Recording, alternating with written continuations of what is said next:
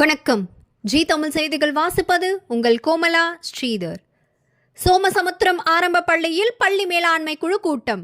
ராணிப்பேட்டை மாவட்டம் சோளிங்கர் அடுத்து சோமசமுத்திரம் காலனியில் ஆரம்ப பள்ளியில் இன்று பள்ளி மேலாண்மை குழு கூட்டம் ஊராட்சி மன்ற தலைவர் அந்தோணி தலைமையில், தலைமை ஆசிரியர் மகாலட்சுமி முன்னிலையில் அனைவரையும் பள்ளி மேலாண்மை குழு தலைவர் புவனேஸ்வரி வரவேற்க பள்ளி மேலாண்மை குழு கூட்டம் நடைபெற்றது.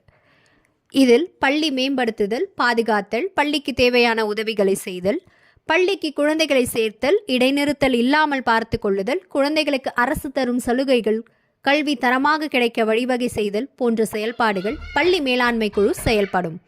இந்த பள்ளி மேலாண்மை குழுவில் வார்டு உறுப்பினர் இலாமலி, ஆசிரியர் பிரதிநிதி சுதாமதி, கல்வியாளர் ஏகாம்பரம், பள்ளி மாணவ பெற்றோர் உறுப்பினர்கள் 12 நபர்கள், முன்னாள் மாணவ பெற்றோர் 3 நபர்கள், முன்னாள் மாணவர் ஒருவர் ஆக மொத்தம் 24 பேர் பள்ளி மேலாண்மை குழுவில் கலந்து கொண்டு கூட்டம் நடைபெற்றது. இதில் கலந்து கொள்ள உறுப்பினர்களுக்கு அரசு வழங்கும் பள்ளி மேலாண்மை குழு சான்று தலைமை ஆசிரியர் மகாலட்சுமியும் ஊராட்சி மன்ற தலைவர் அந்தோணியும் வழங்கினார்கள்.